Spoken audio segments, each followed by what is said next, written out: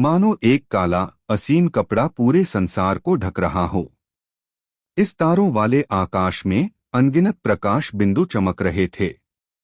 ये प्रकाश बिंदु या तो तारों वाले आकाश के विशालकाय जानवर थे जो अंतरिक्षमय के तूफानों के साथ सो रहे थे, या किसी अज्ञात स्थान की ओर बहते हुए विशाल उल्कापिंड थे।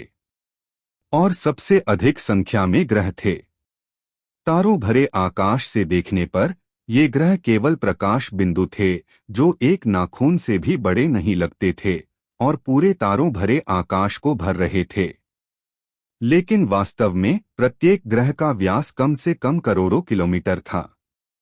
तारों भरे आकाश के ऊपर 3 अत्यंत सघन श्वेत ज्योतियां थीं। ये ज्योतियां चाहे गोलाकार हों या सीधी, तारों भरे आकाश के दोनों सिरों पर फैली हुई थीं और पूरे तारों भरे आकाश को 3 भागों में विभाजित कर रही थीं। और ये 3 भाग वही थे जिन्हें देव अक्सर निचला तारा क्षेत्र, मध्य तारा क्षेत्र, ऊपरी तारा क्षेत्र और संत क्षेत्र कहते थे। और इसी समय निचले तारा क्षेत्र में कहीं एक ग्रह धीरे धीरे घूम रहा था। बाहर से देखने पर यह ग्रह धुंधला दिखाई दे रहा था, मानो अनगिनत वर्षों से सूख गया हो, केवल एक धुंधली आध्यात्मिक क्यूई दुनिया के प्रकाश के पर्दे से ढकी हुई थी जो फैलने में असमर्थ थी। इस ग्रह का नाम ड्रैगन मार्शल स्टार रखा गया, जिसे ड्रैगन मार्शल महाद्वीप के नाम से भी जाना जाता है। अन्य ग्रहों की तुलना में ड्रैगन मार्शल तारा बहुत छोटा था, यहाँ तक कि संभवतः उनमें सबसे छोटा। फिर भी इसका व्यास लगभग 1 अरब किलोमीटर था और ड्रैगन संप्रभु क्षेत्र के किसी विशेषज्ञ को अपनी अधिकतम गति से भी इसे पार करने में पूरा 1 वर्ष लग जाता। अंतरिक्ष से देखने पर ड्रैगन मार्शल तारा उस समय एक मोटी, मिट्टी सी पीली रोशनी से घिरा हुआ था, जिसने पूरे ड्रैगन मार्शल तारे को पूरी तरह से ढक लिया था और बहुत धुंधला दिखाई दे रहा था।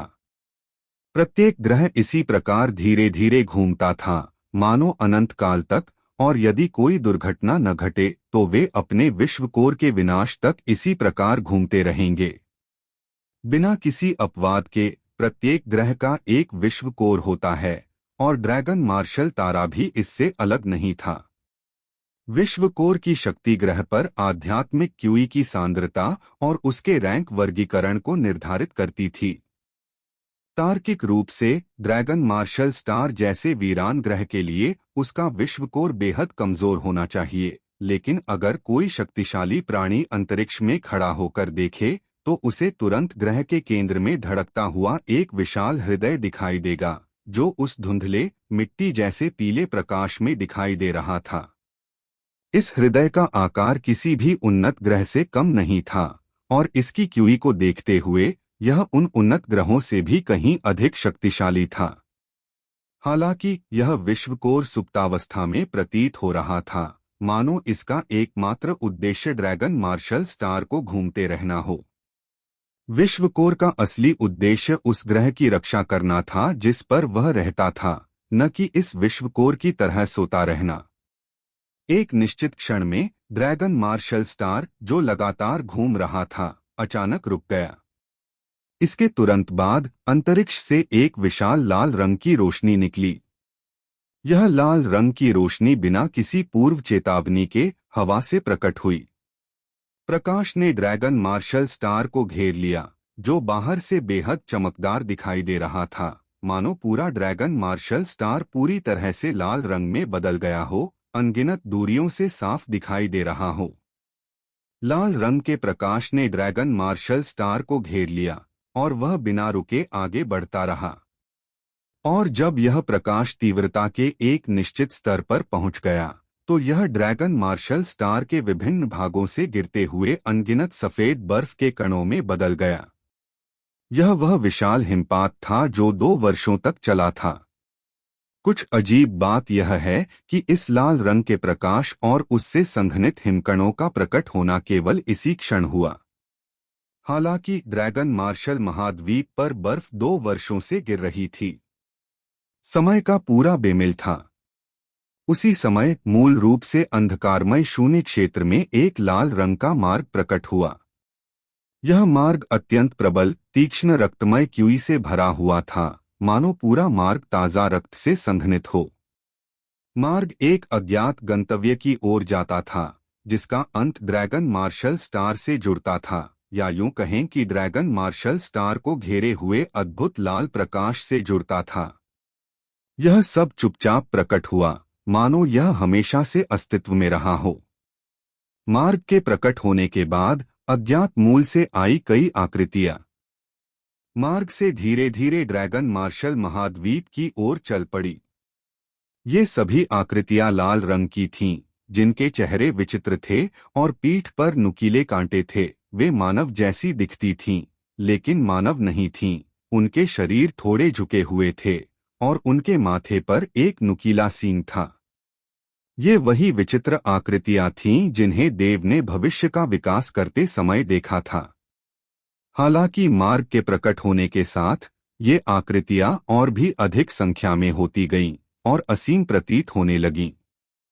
मार्ग विशाल था, हजारों किलोमीटर चौड़ा, और इसकी लंबाई अथाह थी। फिर भी उस समय पूरे मार्ग में विचित्र आकृतियों की संख्या भरी हुई थी। एक नजर में ही उनमें से कम कई अरब दिखाई दे रहे थे। ये विचित्र आकृतियां ऐसी ध्वनियां निकाल रही थीं जो मानव भाषा नहीं थीं, बल्कि कुछ चुभने वाली थीं। उनकी निगाहें लगातार इधर-उधर घूम रही थीं, जिज्ञासा, आश्चर्य और एक अद्भुत ठंडक से भरी हुई, मानो उन्होंने पहली बार ऐसी दुनिया देखी हो। गलियारे के बीचों बीच लगभग हर 10 करोड़ आकृतियों के बाद ऐसी लाखों विचित्र आकृतियां होतीं जो एक विशाल पालकी लिए हुए होतीं। पालकी पूरी तरह से लाल रंग की चमक रही थी, बिल्कुल क्रिस्टल जैसी साफ, मानो अनगिनत रत्नों से बनी हो।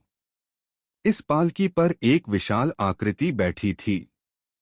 इस आकृति का रूप रंग अन्य विचित्र आकृतियों जैसा ही था, लेकिन यह हजारों झांग लंबी थी और इसके पूरे शरीर से एक अत्यंत भयानक ची निकल रही थी। पूरे गलियारे में इस बिंदु तक ऐसी दर्जनों विशाल आकृतियां थीं और पीछे से लगातार और भी उभरती हुई प्रतीत हो रही थीं। सबसे आगे साधारण विचित्र आकृतियां लाल रंग की रोशनी में प्रवेश कर गईं। उनके रूप धीरे धीरे अलौकिक होते गए और अंततः वे प्रकाश के अनगिनत कणों में परिवर्तित हो गए, हिमकणों में विलीन हो गए और बर्फ के साथ ड्रैगन मार्शल महाद्वीप पर गिर पड़े। यदि यह कोई अन्य ग्रह होता तो विश्व केंद्र निश्चित रूप से इसे भांप लेता और तुरंत इन हिमकणों को अवरुद्ध कर देता।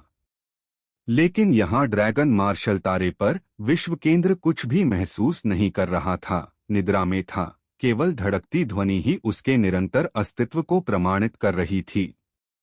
यदि कोई विश्व केंद्र नष्ट हो जाता तो जिस ग्रह पर वह रहता था वह अनिवार्य रूप से ढह जाता, क्योंकि एक ग्रह स्वयं अपने विश्व केंद्र द्वारा संघनित होता है और वह स्थान जहां विश्व केंद्र मौजूद है एक विश्व है। वे विशाल विचित्र आकृतियां भी विश्व केंद्र को देख रही थीं। उनकी आंखों में तीव्र लोभ प्रकट हो रहा था और वे लगातार विश्व केंद्र की ओर इशारा कर रही थीं, तीखी चीखें निकाल रही थीं, मानो किसी विषय पर चर्चा कर रही हों, और अत्यंत आनंदित लग रही थीं। जब सबसे आगे की पहली करोड़ों विचित्र आकृतियां बर्फ के कणों में विलीन हो गईं, तो विशाल पालकी पर बैठी पहली विशाल आकृति भी शून्य में बदलने लगी। जिस क्षण वह शून्य में बदल गई, एक अद्भुत लाल रंग का प्रकाश फूट पड़ा। उसका शरीर उसी क्षण लाल रंग के प्रकाश के भीतर बर्फ के कणों में विलीन होने का प्रयास करते हुए प्रकाश के कणों में विलीन हो गया। लेकिन इसी क्षण ड्रैगन मार्शल महाद्वीप का शून्य क्षेत्र अचानक फट गया। एक विशाल दरार प्रकट हुई और पूरा ड्रैगन मार्शल महाद्वीप इस क्षण कांप उठा।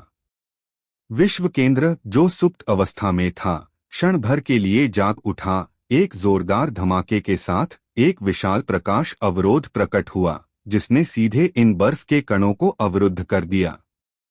और ठीक इसी समय देव ने आकाश की ओर देखा, उस विशाल दरार को निहारते हुए, और एक निम्न देवता की क्यूई को महसूस किया। उस प्रकाश अवरोध के नीचे वह विशाल आकृति जो पहले ही प्रकाश के कणों में बदल चुकी थी, पुनः संघनित हो गई। उसका विकराल चेहरा भय और आशंका से भरा था। वह विशाल विश्व केंद्र को घूर रहा था और लगातार तीखी चीखें निकाल रहा था।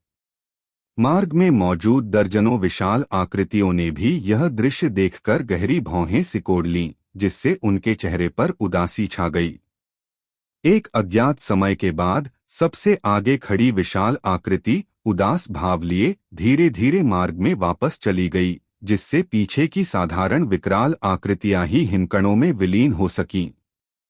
और वे इस बीच मार्ग में ही चुपचाप देखते रहे। फुस।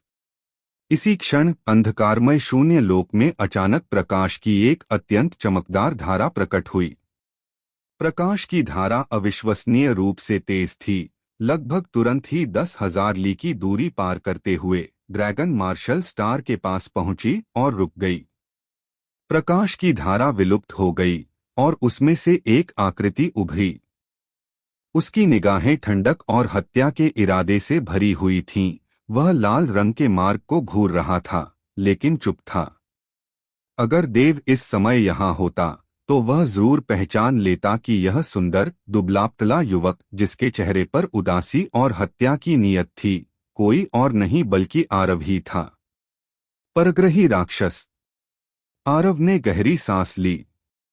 उसने जिंदगी में पहली बार किसी सच्चे परग्रही राक्षस को देखा था। परग्रही राक्षस हमेशा से एक किंवदंती ही रहे हैं, जो अरबों सालों से विभिन्न मामलों में मौजूद रहे हैं, चाहे वह विरासत हो, पूर्वजों की चेतावनियां हो, या उन शक्तिशाली प्राणियों की चेतावनियां हो जो भविष्य का अनुमान लगा सकते थे। और अब ये परग्रही राक्षस, जो हमेशा से किंवदंतियों में मौजूद थे, सचमुच प्रकट हुए थे और आखिरकार प्रकट हुए। पृथ्वी वासी। जैसे ही आरव दिखाई दिया, उस गलियारे में अनगिनत आकृतियां अपनी निगाहें उस पर गड़ाए बैठी थीं। पालकी में बैठी उन विशाल क्रूर लाल आकृतियों ने, जिन्हें इतने समय से ढोया जा रहा था, आश्चर्यजनक रूप से अपनी पिछली चीखें बदल दीं और उनकी जगह इंसानी भाषा में धीमी गड़गड़ाहट निकलने लगी। और इस भाषा ने तुरंत आरव के चेहरे को और भी गंभीर बना दिया। यह आकाश गंगा का तारों वाला आकाश है। तुम सब आखिर कहाँ से आए हो? आरव ने गहरी आवाज में पूछा। उन विशाल आकृतियों ने उसे कोई जवाब नहीं दिया, बल्कि उनके चेहरों पर तिरस्कार झलक रहा था। वे आपस में चीख रही थीं और बातें कर रही थीं, मानो आरव का मजाक उड़ा रही हों, लगातार हंस रही हों। निम्न स्तर के देवताओं का एक समूह, जिनका कोई दिव्य पद भी नहीं है, तुम्हें हंसना पसंद है ना? मैं तुम्हें जी भर कर हंसने दूंगा। आरव ने ठंडी सांस ली, अपना हाथ क्षैतिज रूप से उठाया और अचानक गलियारे पर वार किया। फुस। इस वार के साथ ही तारों वाले आकाश में एक अद्भुत ताड़ का ब्लेड तुरंत प्रकट हो गया। वह ताड़ का फलक स्वर्गीय नदी की सुनहरी श्रृंखला जैसा था, जो तेज रोशनी के साथ बह रहा था और चकाचौंध करने वाला, साथ ही बेहद भयानक और भयावह भी लग रहा था। धमाका। तारों भरे आकाश में एक भयानक गर्जना हुई। वह लंबा फलक नीचे की ओर आया और विशाल रक्तलाल गलियारे को बलपूर्वक दो भागों में विभाजित कर दिया। बड़ी संख्या में क्रूर आकृतियां हिमकणों में बदल रही थीं, ड्रैगन मार्शल महाद्वीप में प्रवेश करने के लिए आतुर। लेकिन इस ताड़ के फलक के नीचे पूरा ड्रैगन मार्शल महाद्वीप गुनगुना रहा था और उसके चारों ओर के हिमकण इस क्षण हिंसक रूप से कांप रहे थे, फिर तुरंत आकाश में विलीन हो गए।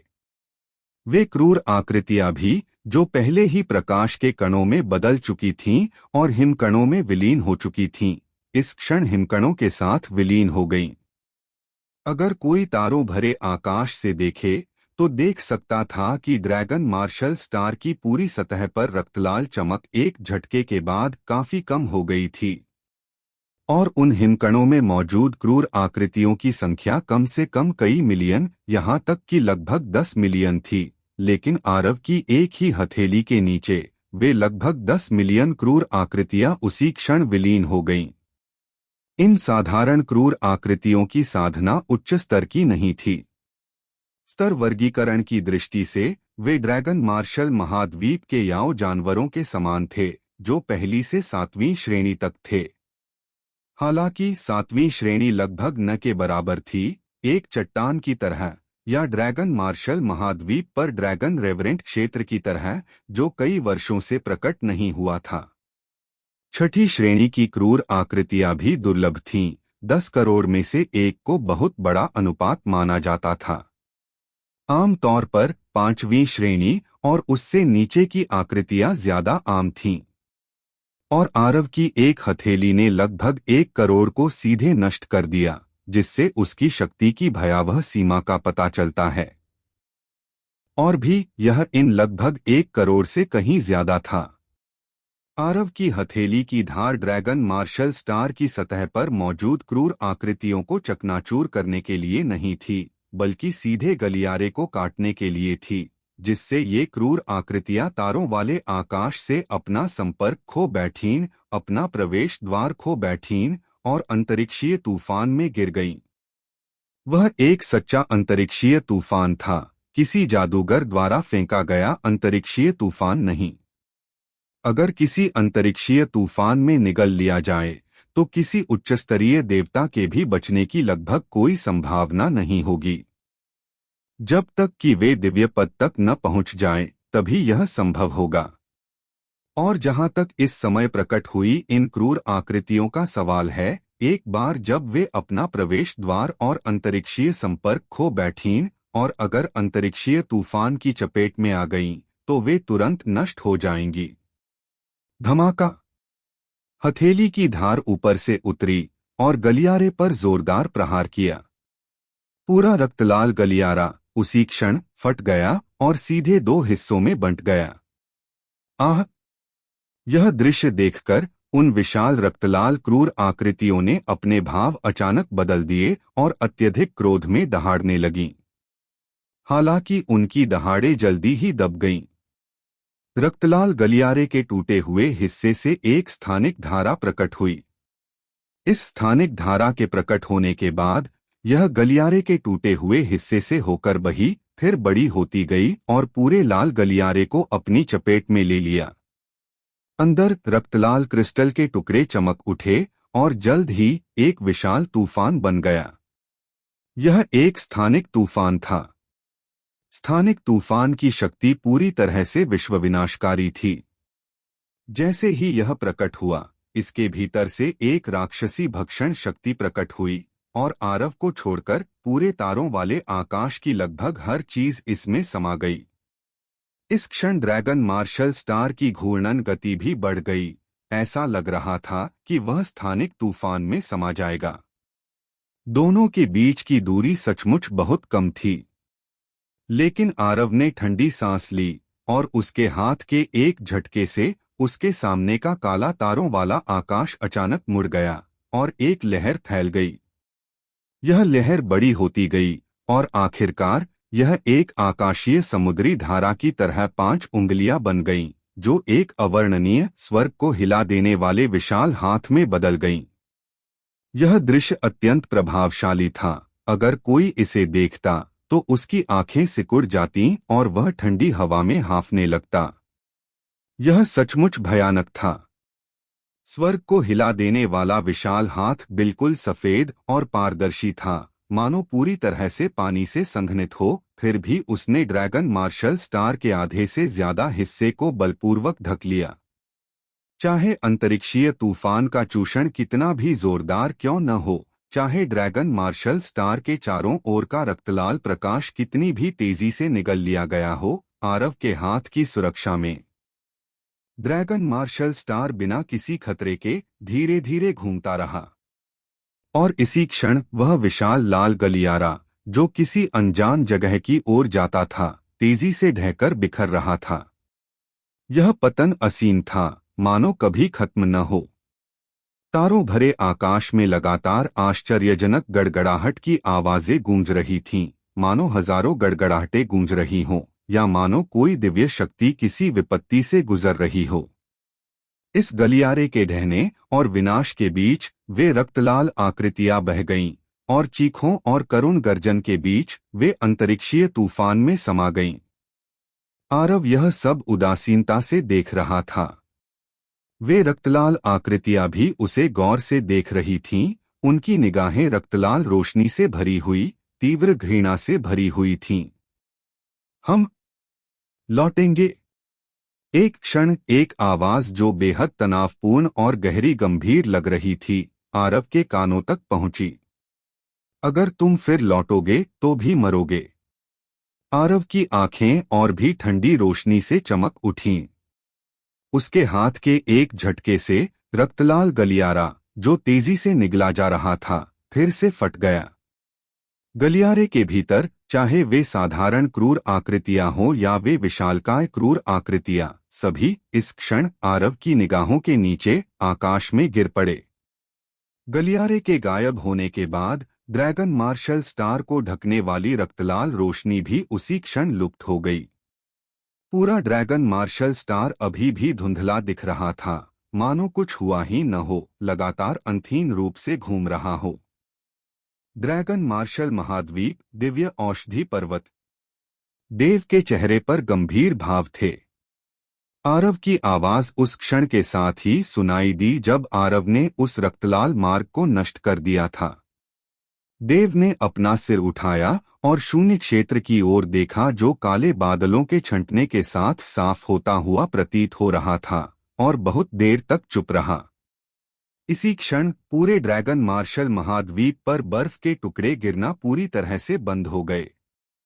केवल जमीन पर मोटी सफेद बर्फ, जो किसी वयस्क को डुबाने में सक्षम लग रही थी, बची रही, गायब नहीं हुई। ऐसा लग रहा था कि यह बर्फ कभी नहीं पिघलेगी। आरव ने भी कहा कि ड्रैगन मार्शल महाद्वीप पर एक बड़ी विपत्ति आने वाली है, स्टार डोमेन पर एक बड़ी विपत्ति आने वाली है, और यहाँ तक कि पूरे पवित्र क्षेत्र पर भी एक बड़ी विपत्ति आएगी। अगर यह सचमुच आती है तो यह विपत्ति निश्चित रूप से दुनिया को तबाह कर देगी। देव ने एक सांस ली। आरव ने अपनी आवाज में कहा था कि उसे उम्मीद है कि देव जल्द से जल्द साधना कर सकेगा, तभी उसके पास इस महाविपत्ति के आने पर प्रतिरोध करने की कुछ शक्ति होगी। कुछ देर और एक ही जगह खड़े रहने के बाद देव की आंखें अचानक ठंडी पड़ गईं। उसका दिव्य विचार उसके अंतरिक्षीय वलय में फैल गया, जहां ड्रैगन कोर के लगभग पहाड़ जैसे ढेर जमा थे। लगभग 1,00,000 ड्रैगन कोर थे, जो देव को अपने ड्रैगन कोर को संघनित करने के लिए आवश्यक मात्रा से कहीं ज्यादा थे। ये लगभग 1,00,000 ड्रैगन कोर एक साथ जमा होकर एक चमकदार रोशनी उत्सर्जित कर रहे थे, मानो कोई सुनहरा चमकता हुआ सूरज हो, जिसमें 10,000 फीट की सुनहरी रोशनी फैल रही थी, जो अविश्वसनीय रूप से आश्चर्यजनक थी।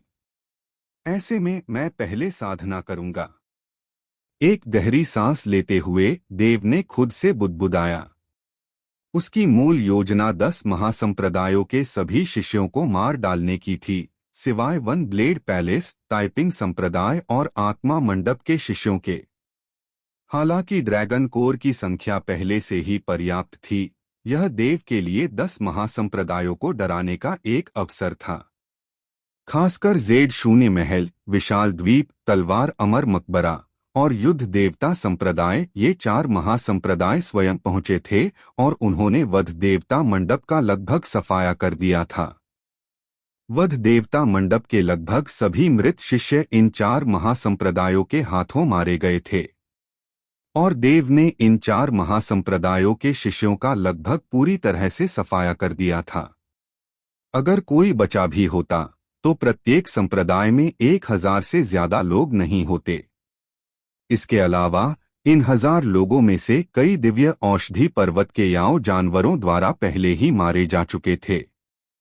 यह कहा जा सकता है कि इस बार इन 4 महासंप्रदायों के शिष्य लगभग नष्ट हो गए थे, ठीक हजारों साल पहले संप्रदाय प्रतियोगिता की तरह।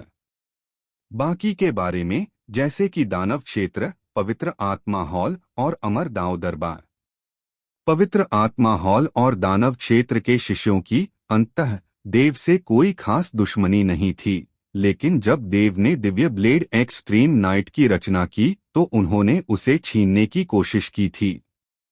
देव ने निवारक उपाय के तौर पर दानव क्षेत्र और पवित्र आत्मा हॉल के कुछ शिष्यों को मार डाला। और अमर दाओ दरबार के शिष्यों की क्षति शायद तलवार अमर मकबरे जैसे 4 महान संप्रदायों से कम थी, लेकिन बस थोड़ी कम, बस थोड़ी सी। अमर दाओ दरबार के इस हाल में होने का कारण कल्याणी की ही देन थी। अभी के लिए मैं साधना करूंगा। देव ने अपना मन बना लिया, फिर अपनी हत्या की मंशा को त्याग दिया और दिव्य औषधि पर्वत की गहराई में चला गया। वह जानता था कि उसका प्रकट होना अंततः पूर्वी पूर्वज और अन्य लोगों के कानों तक पहुंचेगा, क्योंकि उसने आत्मा मंडप और ताइपिंग संप्रदाय के शिष्यों को बख्श दिया था। भले ही उसने बाकी सभी संप्रदायों के शिष्यों का वध कर दिया हो, फिर भी ये दोनों संप्रदाय अंततः उसके अस्तित्व की खबर फैला देंगे। हालांकि उसे इस बात की परवाह नहीं थी। लेकिन अगर देव एकांतवास में चला जाता और पूर्वी पूर्वज और अन्य लोग उसे ढूंढने आते, उसके एकांतवास को भंग करते, तो यह देव के लिए अच्छी बात नहीं होती। इसलिए देव ने अपने एकांतवास के लिए जो स्थान चुना, वह स्वाभाविक रूप से दिव्य औषधि पर्वत की गहराई होगी। यहाँ तक कि बिल्कुल केंद्र 10,000 साल पहले पूर्वी पूर्वज का असली शरीर दिव्य औषधि पर्वत की गहराई में ही लगभग मर गया था। केंद्र की तो बात ही छोड़ दीजिए। देव की वर्तमान साधना के साथ भी उसे सावधान रहना पड़ा। वह तेजी से उड़ गया, मानो प्रकाश की एक किरण दिव्य औषधि पर्वत की गहराई की ओर दौड़ रही हो। वह जहां से भी गुजरता, उसके सिर के ऊपर हमेशा काले बादलों का एक समूह मंडराता रहता। ये काले बादल देव को घेरे हुए थे, जो उसकी मंत्र साधक साधना से बने थे।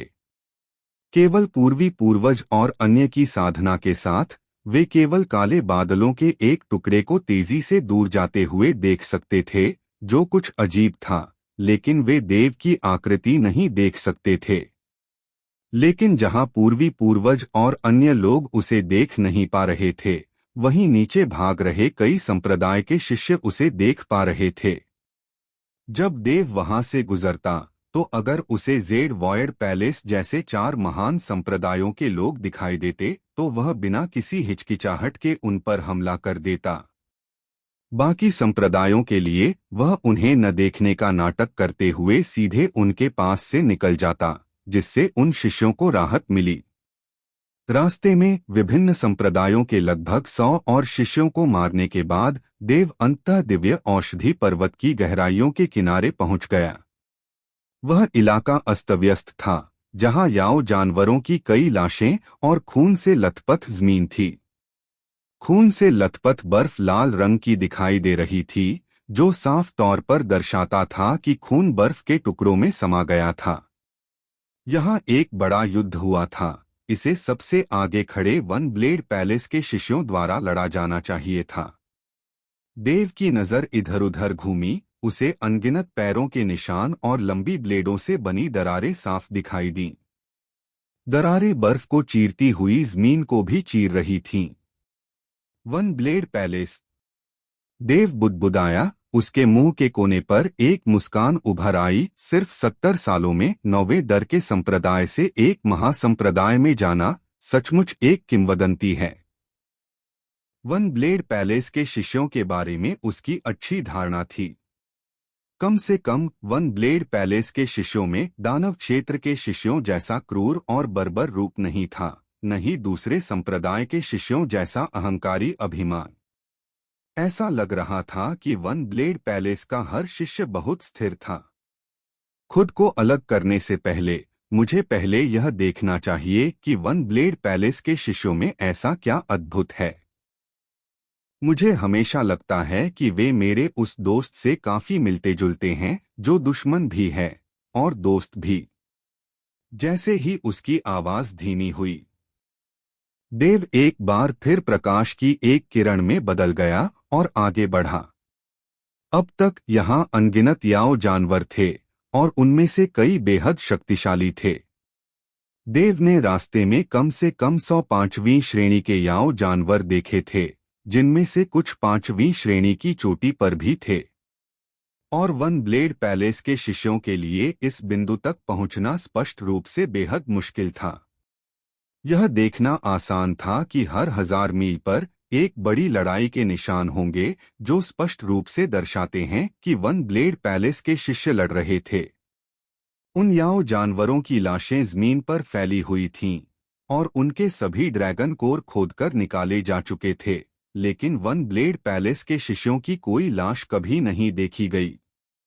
वन ब्लेड पैलेस ऐसा नहीं है कि कोई नहीं मरा, लेकिन मुझे लगता है कि उनके सभी शव उनके साथी शिष्यों द्वारा ले जाए गए थे। देव की आंखें आगे बढ़ते हुए चमक उठीं। इस समय वह अपनी मंत्रसाधक साधना का अभ्यास कर रहा था और साथ ही वायुतत्व जादू का प्रयोग भी कर रहा था, जिससे वह एक ही कदम में दर्जनों मील पार कर सकता था। रास्ते में कई याओ जानवरों ने देव पर हमला करने की कोशिश की, लेकिन देव का दबाव महसूस करते ही वे सभी याओ जानवर हिंसक रूप से कांप उठे और तेजी से पीछे हट गए। आधे दिन बाद ही देव की आकृति अचानक रुकी। उसकी दृष्टि रेखा में लगभग दर्जनों मील दूर बड़ी संख्या में आकृतियां इकट्ठा हो रही थीं, और इन आकृतियों के सामने भी बड़ी संख्या में आकृतियां थीं। इन आकृतियों को देखकर, उनके पहनावे और पीठ पर लगे बड़े बड़े ब्लेड देखकर निस्संदेह वन ब्लेड पैलेस के लोग ही थे। और वन ब्लेड पैलेस के अनेक शिष्यों के सामने असंख्य याओ जानवर थे। ये याओ जानवर इतने ज्यादा थे कि आकाश और धरती पर छा गए। एक नज़र में उनकी संख्या अनगिनत थी, कम से कम 1 लाख के करीब, जो वन ब्लेड पैलेस के शिष्यों से कई गुना ज्यादा थी। खासकर इन असंख्य याओ जानवरों के बीच 3 विशालकाय जीव थे, जिनमें से प्रत्येक सैकड़ों फीट ऊंचा था। ये तीनों आकृतियां दैत्यों जैसी लग रही थीं, जिनके शरीर तो मानव थे, लेकिन सिर बेहद खतरनाक जानवरों जैसे थे। उनके पूरे शरीर से एक बेहद शक्तिशाली दबाव निकल रहा था। उस दबाव को महसूस करके ही कोई बता सकता था कि वे सभी 5वें क्रम के शिखर याओ जानवर थे। इसके अलावा 5वें क्रम के शिखर में भी वे निश्चित रूप से सबसे उच्च श्रेणी के थे। रास्ते में देव का सामना कई 5वें क्रम के याओ राक्षसों से हुआ था, लेकिन उनकी आभा इन 3 याओ राक्षसों जितनी शक्तिशाली नहीं थी। और इन 3 याओ राक्षसों के चारों ओर 9 विशाल अजगर थे, जिनमें से प्रत्येक 300 फीट से ज्यादा लंबा था। ये विशाल अजगर एक घेरा बनाए हुए थे, और हर 3 अजगर एक घेरा बनाकर एक विशाल याओ राक्षस को घेरे हुए थे, मानो उसकी रक्षा कर रहे हों। वे अपनी जीभ हिलाते थे, और उनसे गाढ़ी लार टपकती थी, जो बेहद घिनौनी लगती थी और साथ ही लोगों के दिल की धड़कन भी तेज कर देती थी। जैसा कि अपेक्षित था, ये 3 याओ राक्षस ड्रैगन मार्शल कॉन्टिनेंट के प्राचीन ग्रंथों में वर्णित विशाल दुष्ट राक्षस होने चाहिए। देव ने 3 विशालकाय याओ राक्षसों को देखा। प्राचीन ग्रंथों के अनुसार विशाल दुष्ट राक्षस 10 फीट लंबे पैदा होते हैं, वयस्क होने पर कई 100 फीट तक बढ़ते हैं, और उनकी ऊंचाई उनके राज्य के साथ बढ़ती जाती है। ऐसा कहा जाता है कि जायंट आइलैंड का विशाल आत्मिक शरीर जायंट आइलैंड के एक महासंप्रदाय विशेषज्ञ द्वारा एक विशाल दुष्ट राक्षस के वंश पर आधारित एक साधना तकनीक पर शोध किया गया था। जायंट आइलैंड का वह महासंप्रदाय विशेषज्ञ एक शीर्षस्थ ड्रैगन मार्शल महाद्वीप था, लेकिन उसने जिसे पकड़ा था वह केवल एक विशाल दुष्ट राक्षस था, जो अभी अभी परिपक्व हुआ था और लगभग 5वें क्रम का था। इसी राक्षस पर भरोसा करते हुए इस विशेषज्ञ ने विशाल आत्मिक शरीर पर गहन शोध किया और उसी लोक के अन्य संप्रदायों में से एक, अब विश्व प्रसिद्ध लगभग अजेय महासंप्रदाय जायंट आइलैंड का निर्माण किया। इससे पता चलता है कि लोक का साधना से कोई लेना देना नहीं है। यदि कोई संबंध है तो वह यह है कि जैसे जैसे साधना बढ़ेगी लोक भी बढ़ेगा, और जैसे जैसे लोक बढ़ेगा साधना भी बढ़ेगी। दोनों एक दूसरे के पूरक हैं। लेकिन अगर यह कहा जाए कि साधना लोक में हस्तक्षेप कर सकती है तो यह बिल्कुल असंभव है। ये 9 विशाल अजगर, विशाल दुष्ट जानवरों, अमर याओ अजगरों के साथी जानवर होने चाहिए। देव की आंखें चमक उठीं जब उसने फिर से उन 9 विशाल अजगरों को देखा। जब विशाल दुष्ट जानवर पैदा होते हैं तो उनके साथ साथी जानवर भी होते हैं। ये साथी जानवर दूर से अमर याओ अजगर हैं। विशाल दुष्ट जानवर की प्रतिभा जितनी प्रबल होगी, जन्म के समय उतने ही अधिक साथी जानवर दिखाई देंगे, क्योंकि यह उनका दूसरा जीवन है।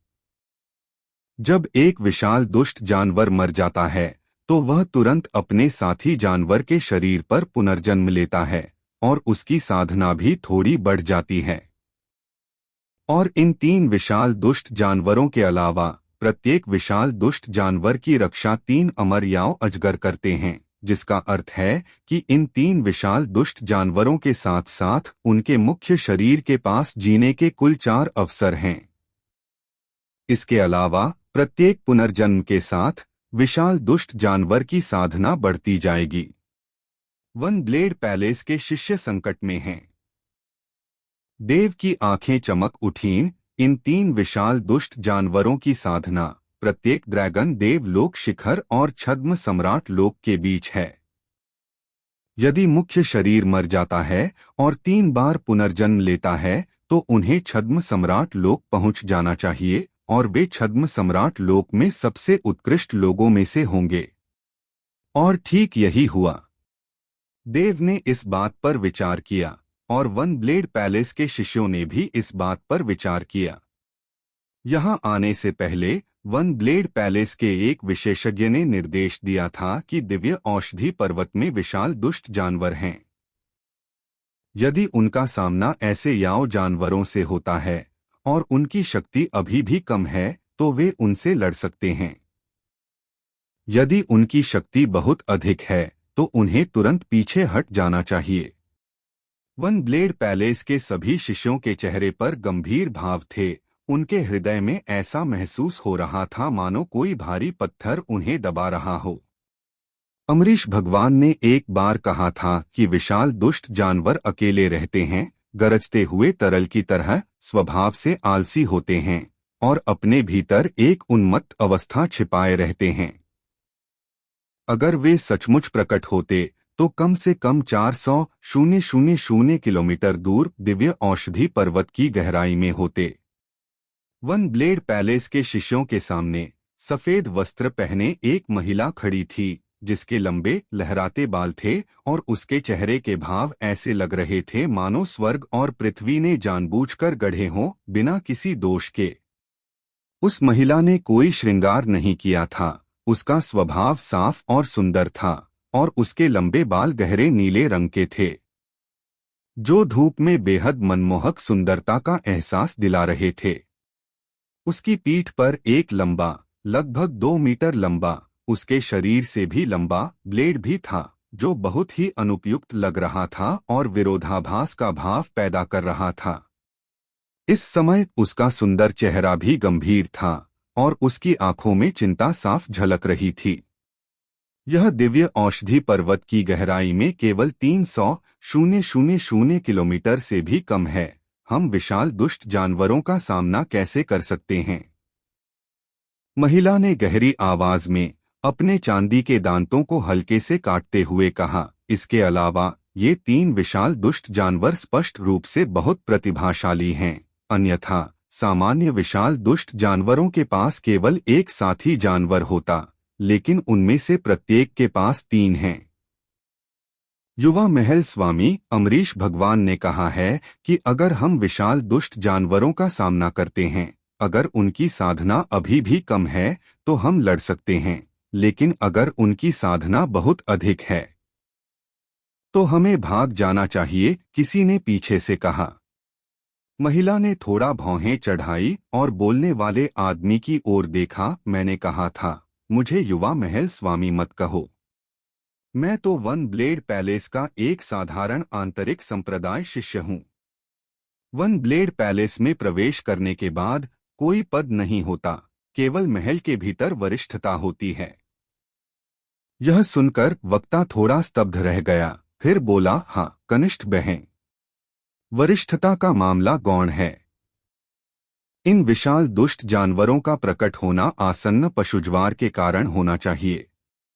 यह पशुज्वार निश्चित रूप से विशाल होगा, अन्यथा इतने शक्तिशाली विशाल दुष्ट जानवर और वे तीनों एक साथ प्रकट नहीं होते। एक सुंदर, लंबा और दुबला-पतला युवक, जिसके बाल चोटी में बंधे थे और जो बहुत ही सुंदर लग रहा था, बोला, कनिष्ठ बहन, हमें अब पीछे हटना होगा, अन्यथा भारी क्षति होगी। यह सुनकर महिला ने अपनी मुट्ठियां हल्की सी भींच लीं और झुककर कहा, वरिष्ठ भाई एक उच्चस्तरीय शिष्य हैं। कविशा की वरिष्ठता बहुत कम है और उसकी साधना अपर्याप्त है, इसलिए उसे स्वाभाविक रूप से वरिष्ठ भाई नीरद की बात माननी चाहिए। हम। वरिष्ठ भाई नीरद ने सिर हिलाया, फिर अपना हाथ उठाया, हथेली फैलाई और उसे नीचे की ओर दबाते हुए फुसफुसाया, सब लोग साधना का प्रयोग मत करो, कि मत छोड़ो, धीरे धीरे पीछे हट जाओ। अगर खतरा हो तो तुरंत सबसे तेज गति से, दूसरों की परवाह किए बिना सभी दिशाओं में भाग जाओ। हाँ। वन ब्लेड पैलेस के सभी शिष्यों ने सिर हिलाया। वन ब्लेड पैलेस के लोग वास्तव में एकजुट थे, लेकिन एकता की भी अपनी सीमाएं थीं। इस बार अनगिनत याओ जानवरों की तो बात ही छोड़िए, केवल वे 3 विशाल दुष्ट जानवर ही उन्हें खत्म कर सकते थे। इस समय केवल 2 ही रास्ते थे, एक था भाग जाना और दूसरा था वहां से चले जाना। अगर दूसरे मारे भी जाते तो उन्हें बिल्कुल नहीं बचाया जा सकता था, क्योंकि सभी जानते थे कि उन्हें बचाया ही नहीं जा सकता। इसके अलावा एक बार जब वे किसी को बचाने के लिए पीछे मुड़ते तो वे भागने का मौका खो देते और न केवल वे दूसरे व्यक्ति को बचाने में असफल होते, बल्कि वे स्वयं भी शायद जीवित नहीं बचते। उस सुंदर युवक के आदेश पर वन ब्लेड पैलेस के अनेक शिष्यों ने गहरी सांस ली और उसके इशारों का अनुसरण करते हुए धीरे धीरे पीछे हट गए। सबकी निगाहें सामने खड़े अंधहीन याओ जानवरों पर टिकी थीं, उनकी आंखों में गहरी आशंका और चिंता थी।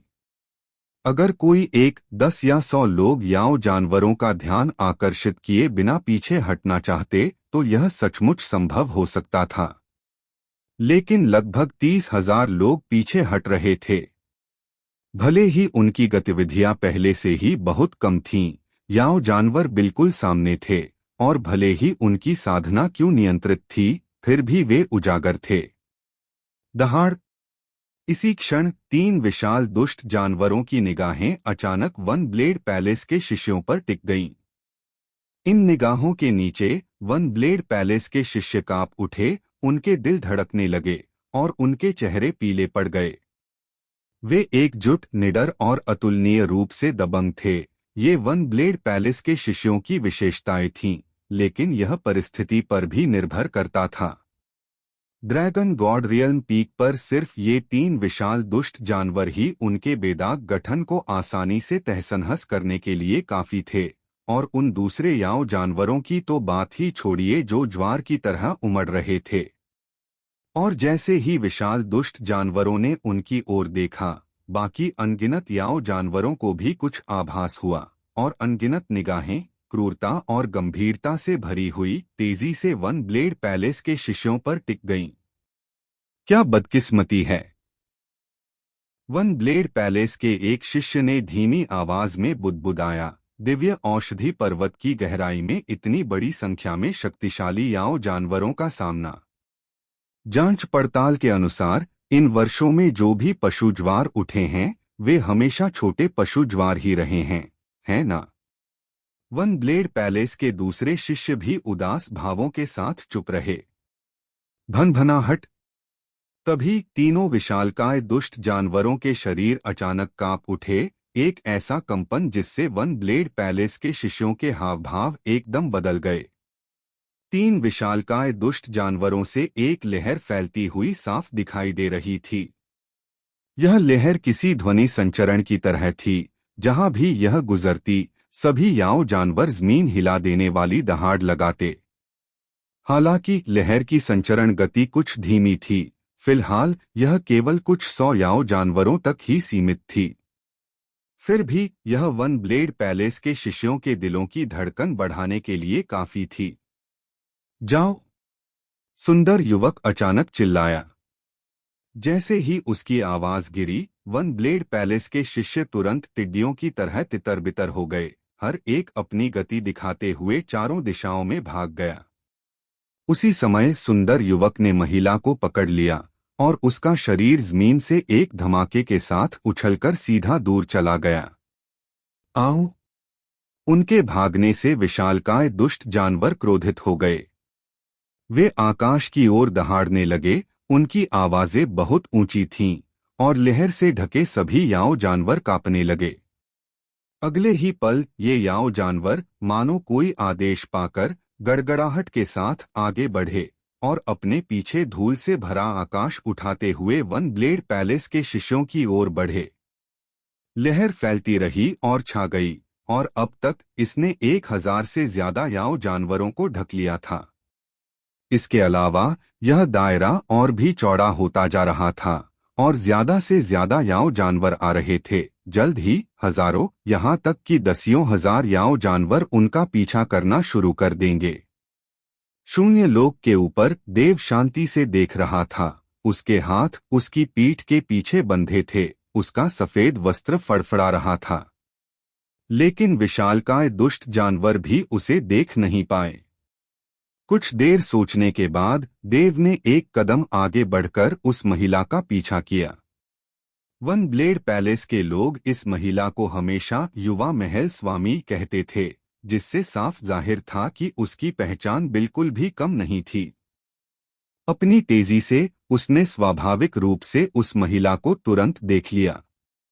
उनके समूह में सबसे बड़ी संख्या थी, 1000 से भी ज्यादा, और वन ब्लेड पैलेस के कई शिष्य उस महिला और उस सुंदर युवक, जो वरिष्ठ भाई नीरद था, को घेरे हुए थे, मानो उनकी सुरक्षा की रक्षा कर रहे हों। धमाका! तभी पास के जंगल से अचानक एक काली परछाई निकल आई। यह बेहद अजीब था, बिना किसी पूर्व चेतावनी के। यह काली परछाई बहुत बड़ी थी, दर्जनों फीट लंबी, एक चलते हुए काले बादल जैसी लग रही थी। प्रकट होते ही इसने तुरंत दहाड़ लगाई और अपने बड़े मुंह से वन ब्लेड पैलेस के शिष्यों की ओर झपटा। भागो! बाहरी परिधि पर मौजूद वन ब्लेड पैलेस के शिष्य कांप उठे। उनके चेहरे पर गंभीर भाव थे जब उन्होंने हमला किया। फुफकार! 2 लोगों ने अपनी हथेलियों से पीछे पहुंचकर अपनी पीठ पर रखे बड़े कृपाण के मूठ को पकड़ लिया और अपनी कृपाणें निकाल लीं। जैसे ही उन्होंने अपनी कृपाणें निकाली, एक कृपाण की रोशनी चमक उठी। उनके खींचे जाने के बाद वह कृपाण की रोशनी एक प्रकाश की किरण की तरह थी, अत्यंत तेज, सीधे काली परछाई के शरीर पर पड़ रही थी। 2 कृपाण की रोशनी के टकराने से काली परछाई 3 टुकड़ों में बंट गई।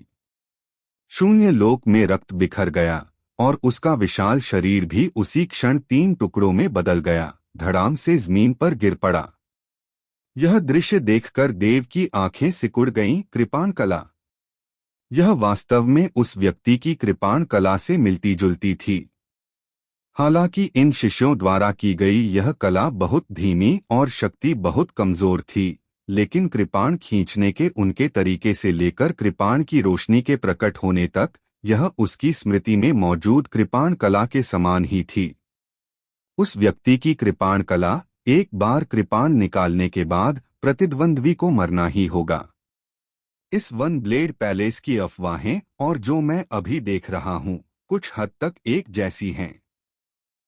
देव ने आंखें मूंद लीं। उसके मुंह के कोने पर एक अर्थपूर्ण मुस्कान उभर आई। यह और भी ज्यादा जाना पहचाना होता जा रहा है।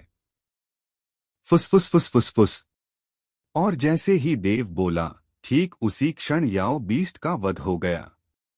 लेकिन वन ब्लेड पैलेस के शिष्य राहत की सांस भी ले पाते, उससे पहले ही आसपास की झाड़ियों और जंगलों से अनगिनत डरावनी हरी रोशनियां निकल आईं। सभी जानते थे कि ये याओ बीस्ट की आंखें थीं। सब लोग युवा महल स्वामी की रक्षा के लिए मरते दम तक लड़ो।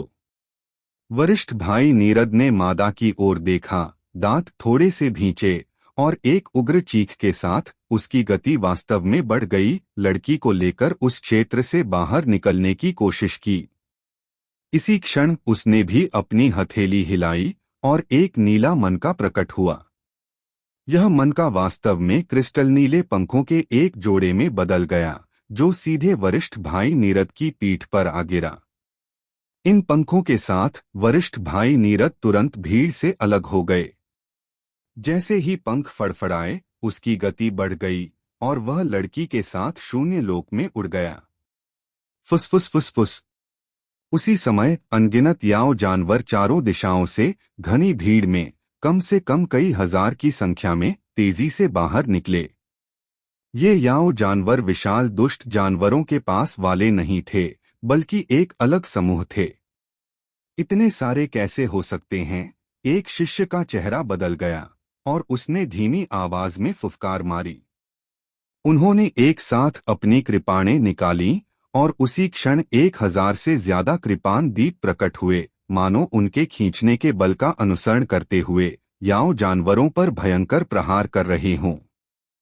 खून बिखरा, जमीन पर पड़ी बर्फ में समा गया और हजारों लाशें भारी बर्फ में गिर गईं। वन ब्लेड पैलेस के शिष्यों, मार गिराओ। यह साधारण सी दिखने वाली कृपाण कला वास्तव में वन ब्लेड पैलेस की अत्यंत शक्तिशाली गुप्त तकनीकों में से एक थी। इन याओ जानवरों की साधना बहुत अधिक नहीं थी। वन ब्लेड पैलेस के शिष्य उन्हें तुरंत मार सकते थे, लेकिन इससे उनकी गति में काफी देरी हो जाती थी। उन्होंने 1000 से ज्यादा याओ जानवरों को मार डाला था, लेकिन अनगिनत जानवर अभी भी हर तरफ से निडर होकर उन पर टूट पड़े थे। उनके पीछे जमीन ऐसे गड़गड़ा रही थी मानो भूकंप आने वाला हो, और अनगिनत विशाल काली आकृतियां उनकी ओर दौड़ती हुई दिखाई दे रही थीं। तारा चांद एक तलवार। तभी ऊपर शून्य लोक में वरिष्ठ भाई नीरद अचानक दहाड़ा। उन्होंने उस स्त्री को पहले ही मुक्त कर दिया था। उसकी पीठ पर पंखों का एक जोड़ा भी था जिससे वह उड़ सकती थी। हालांकि इन पंखों ने स्पष्ट रूप से ड्रैगन बल का बहुत अधिक उपभोग किया होगा, क्योंकि वह स्त्री बार बार अपनी ड्रैगन बल को पुनः प्राप्त करने के लिए एक औषधीय गोली निगलती हुई दिखाई दे रही थी। जैसे ही वरिष्ठ भाई नीरद दहाड़े, उन्होंने सीधे अपना तलवार निकाल लिया। यह एक चित्रकारी तकनीक थी और इसके साथ ही आसपास का शून्य लोक अचानक अंधेरा हो गया, मानो रात छा रही हो। जैसे जैसे अंधेरा होता गया, वरिष्ठ भाई नीरद के 10 मीटर के दायरे में अनगिनत तारा बिंदु दिखाई दिए और उन तारा बिंदुओं के भीतर एक चमकीला चांद निकला। यह चांद हथेली के आकार का ही था, लेकिन बेहद चमकीला था। दिखाई देते ही यह सीधे बड़े भाई नीरद के नीचे की ओर वार के पीछे पीछे आया और दहाड़ता हुआ पीछा कर रहे याओ बीस्ट गिरोह पर टूट पड़ा। जब देव ने यह दृश्य देखा तो वह पूरी तरह से स्तब्ध रह गया। उसकी निगाहें उस चमकते चांद और उसके आसपास के अनगिनत तारा बिंदुओं पर टिकी थीं। खासकर वे तारा बिंदु, वे बेहद जाने पहचाने थे, क्योंकि ये वही तारा बिंदु थे जो केवल उसकी स्टार एक्सट्रीम इंपीरियल तलवार के नीचे ही संघनित हो सकते थे। यह सचमुच वही है। देव ने गहरी सांस ली। क्या वह बूढ़ा भी मर चुका होगा? मेरे निधन से 5000 साल पहले वह बिना किसी निशान के गायब हो गया और फिर कभी प्रकट नहीं हुआ। क्या वह ड्रैगन मार्शल महाद्वीप में आया था? लेकिन वह ड्रैगन मार्शल महाद्वीप में किस लिए आया होगा? इस ड्रैगन मार्शल महाद्वीप का विश्व हृदय उसके दबाव का सामना कैसे कर सकता था? लेकिन अगर वो नहीं है, तो ये स्टार मून वन ब्लेड क्यों है? ये तो साफ है कि उसने हमारे 30,000वें स्पैरिंग सेशन के दौरान स्टार एक्सट्रीम इंपीरियल स्वॉर्ड से ये समझा था और उसे अपने हुई यू स्लैश के साथ मिलाकर ही वो स्टार मून वन ब्लेड में तब्दील हो पाया। और तो और नाम भी जरा सा नहीं बदला है। अगर तुम कहते हो कि उसे अपनी लिगेसी नहीं मिली तो मुझे यकीन नहीं होता। देव ने बस यही सोचा था कि ये उस बूढ़े की लिगेसी है, लेकिन उसने कभी ये नहीं सोचा था कि वो खुद ड्रैगन मार्शल कॉन्टिनेंट पर उतरेगा, क्योंकि इस परित्यक्त ग्रह ड्रैगन मार्शल कॉन्टिनेंट का विश्व हृदय उस बूढ़े के दबाव को झेल नहीं पाया। अगर ये सच में वो है तो अपनी शक्ति के साथ उसने जो लिगेसी छोड़ी है वो जरूर कमाल की होगी। एक साधारण से परित्यक्त ग्रह की तो बात ही छोड़िए, यहाँ तक कि एक उच्च श्रेणी के ग्रह पर भी ये किसी संप्रदाय को शिखर तक पहुंचाने के लिए काफी होगी। देव को आखिरकार समझ आ गया कि वन ब्लेड पैलेस उसे इतना जाना पहचाना एहसास क्यों दे रहा था, और उसे आखिरकार समझ भी आ गया कि वन ब्लेड पैलेस को 9वें दर्जे के संप्रदाय से सुपर संप्रदाय बनने में सिर्फ 70 साल क्यों लगे।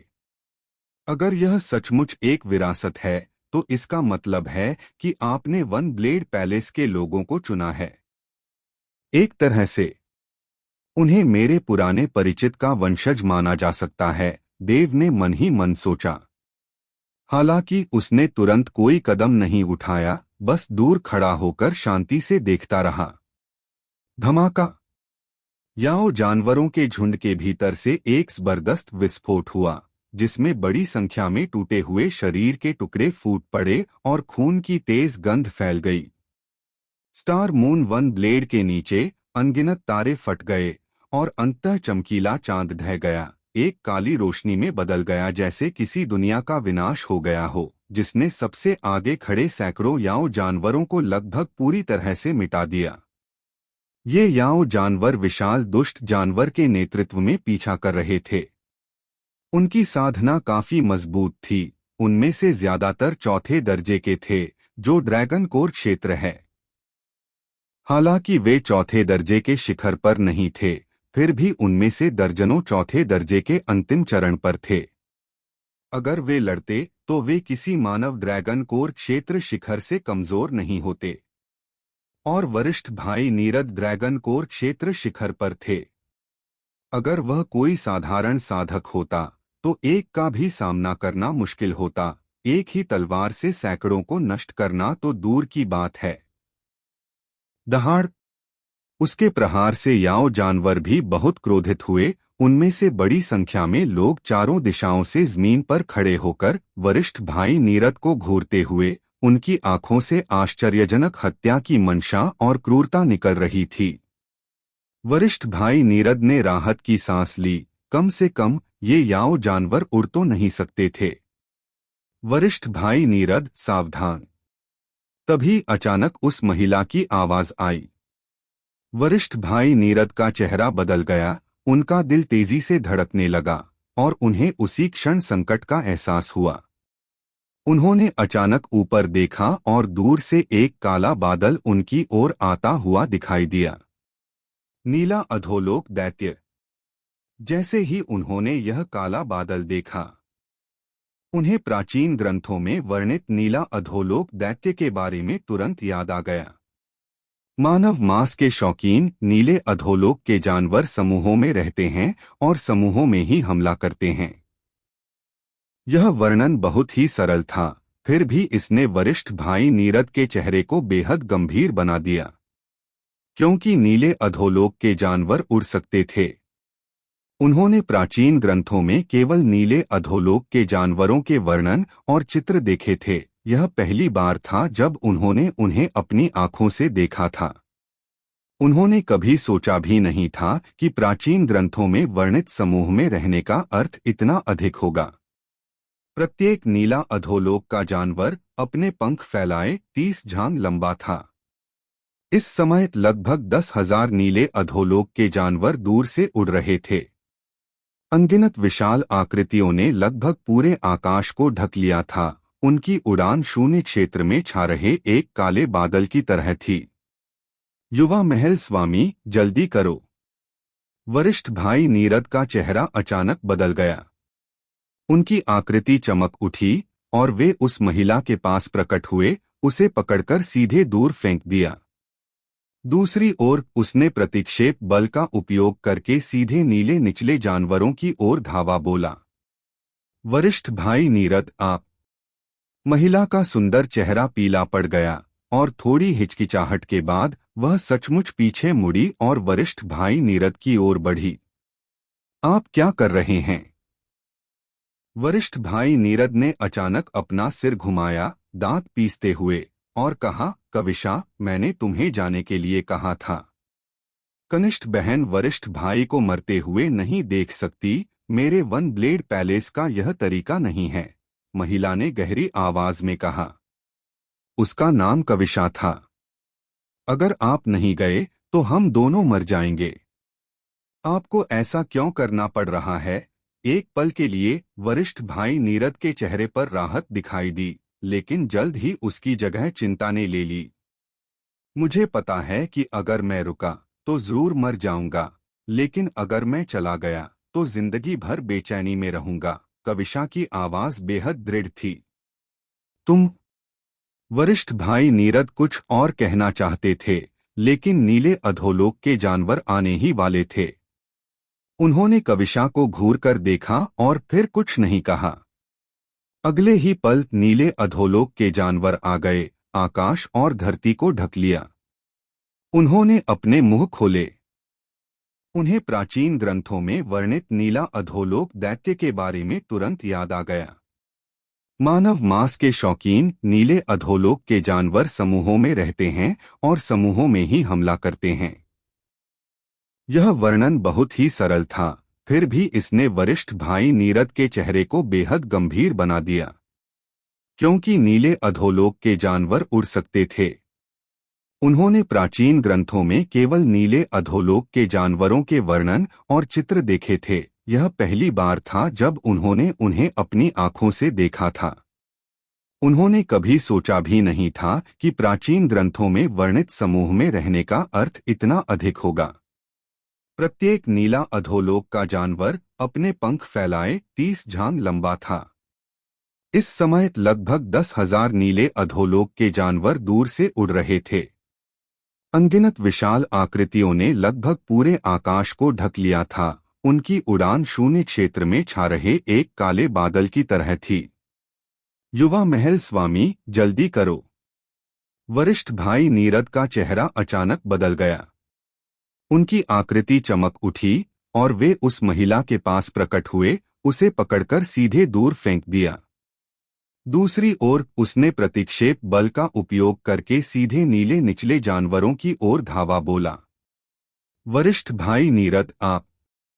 महिला का सुंदर चेहरा पीला पड़ गया और थोड़ी हिचकिचाहट के बाद वह सचमुच पीछे मुड़ी और वरिष्ठ भाई नीरद की ओर बढ़ी। आप क्या कर रहे हैं? वरिष्ठ भाई नीरद ने अचानक अपना सिर घुमाया, दांत पीसते हुए, और कहा, कविशा, मैंने तुम्हें जाने के लिए कहा था। कनिष्ठ बहन वरिष्ठ भाई को मरते हुए नहीं देख सकती, मेरे वन ब्लेड पैलेस का यह तरीका नहीं है, महिला ने गहरी आवाज में कहा।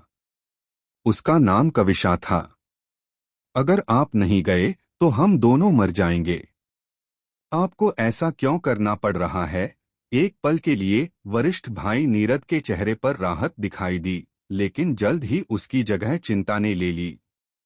मुझे पता है कि अगर मैं रुका तो जरूर मर जाऊंगा, लेकिन अगर मैं चला गया तो जिंदगी भर बेचैनी में रहूंगा। कविशा की आवाज बेहद दृढ़ थी। तुम।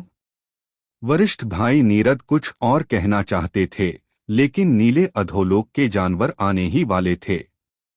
उन्होंने कविशा को घूर कर देखा और फिर कुछ नहीं कहा। अगले ही पल नीले अधोलोक के जानवर आ गए, आकाश और धरती को ढक लिया।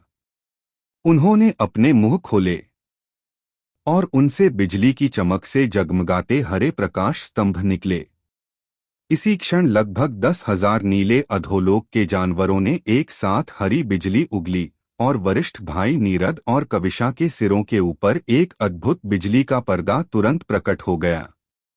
यह बिजली का पर्दा उन दोनों पर दबा, जिससे कविशा का सुंदर चेहरा पीला पड़ गया और वरिष्ठ भाई नीरद का दिल जोर से धड़कने लगा। फुस।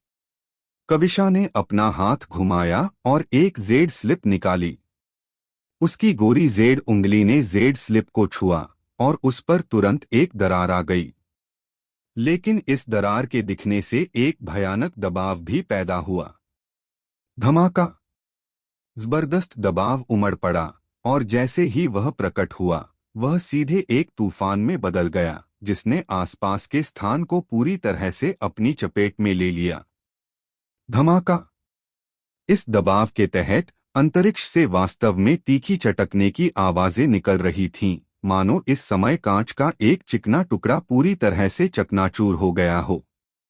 लेकिन इस तरह का टूटना अंतरिक्ष के फटने से बिल्कुल अलग था। अंतरिक्ष का ढहना मौन था, केवल नंगी आंखों से दिखाई दे रहा था, लेकिन सुनाई नहीं दे रहा था। हालांकि इसी क्षण इस दबाव के कंपन के तहत अनंत शून्य क्षेत्र से चटकने की आवाजें निकल रही थीं। यह दृश्य बेहद आश्चर्यजनक और दृष्टिगत रूप से प्रभावशाली था। 10,000 ली के भीतर का शून्य क्षेत्र चारों ओर से पूरी तरह से काला हो गया। दूर खड़े देव ने भी अपनी आंखें सिकोड़ लीं, जिससे आश्चर्य का भाव प्रकट हुआ। यह महिला वन ब्लेड पैलेस के महल स्वामी की बेटी होगी, देव ने धीरे से कहा। यह दबाव अद्भुत है, यहाँ तक कि उन छद्म सम्राट लोक साधकों पर भी यह कभी प्रकट नहीं हुआ। वह जेड स्लिप कविशा को वन ब्लेड पैलेस के महल स्वामी ने आत्मरक्षा के लिए दी होगी। मुझे आश्चर्य है कि इसके अंदर उसके कितने हमले संघनित होते हैं। केवल दबाव में इतनी शक्ति होने के कारण वन ब्लेड पैलेस के महल स्वामी की साधना शायद कम से कम ड्रैगन सम्राट लोक मध्य चरण या उससे ऊपर की है। आह! शून्य लोक के ऊपर से चीखें गूंजी। उन नीले पाताल जंतुओं का लगभग 10वां हिस्सा इस दबाव के प्रभाव में सीधे मर गया। बचे हुए जंतुओं में से लगभग आधे के शरीर पर ताज़ा खून फैल गया। हालांकि वे मरे नहीं, वे गंभीर रूप से घायल दिखाई दे रहे थे। इसी समय जेड स्लिप की दरार से एक भयानक प्रकाश फूट पड़ा और यह प्रकाश तेजी से शून्य लोक में एक विशाल ताड़ के पेड़ में संघनित हो गया। हथेली सुनहरी रोशनी से भरी हुई थी, असीम लग रही थी। केवल 5 उंगलियां दिखाई दे रही थीं और उन पर रेखाएं भी साफ दिखाई दे रही थीं, मानो यह वन ब्लेड पैलेस के महल स्वामी द्वारा स्वयं अपनी हथेली से किया गया एक संक्षिप्त आक्रमण हो। एक हथेली स्वर्ग के एक टुकड़े के समान थी। बिना किसी हिचकिचाहट के जैसे ही यह हथेली प्रकट हुई, इसने लगभग 10,000 नीले अधोलोक के जंतुओं पर जोरदार दबाव डाला। धमाका! इस दबाव के साथ शून्य क्षेत्र, जो पहले ही पूरी तरह काला हो चुका था, अब एक भयानक ध्वनि के साथ फिर से फूट पड़ा और वह कालापन ऐसा लग रहा था मानो फटने ही वाला हो। हालांकि अंततः वह टूटा नहीं। प्रत्येक ग्रह एक विश्वकोर द्वारा सुरक्षित है और ग्रह की सतह अदृश्य रूप से एक विश्व प्रकाश पर्दे से ढकी हुई है, जो विश्वकोर द्वारा उत्सर्जित होता है। कहा जाता है कि जो लोग शून्य लोक से होकर स्वर्गारोहण की ओर बढ़ते हैं, वे होते हैं जो अपनी शक्ति से इस विश्व प्रकाश पटल को बलपूर्वक भेदते हैं, अंततः तारों भरे आकाश में विलीन हो जाते हैं और एक व्यापक दुनिया देखते हैं। ड्रैगन मार्शल महाद्वीप के लोगों को यह पता नहीं था, लेकिन देव को पता था।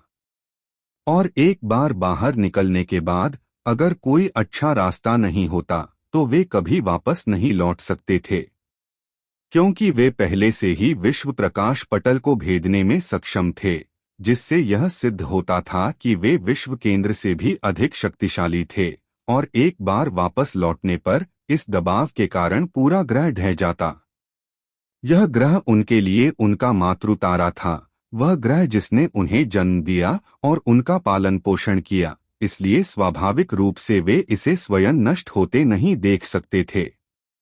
हथेली शून्य लोक के ऊपर से नीचे की ओर दबी और उससे आश्चर्यजनक तरंगों की परतें फैल गईं। बस लगातार धड़ाम की आवाजें सुनाई दे रही थीं, और जब ऊपर देखा तो पाया कि आज रात वहां मौजूद नीले अधोलोक के जानवर दरअसल इसी क्षण फट पड़े थे।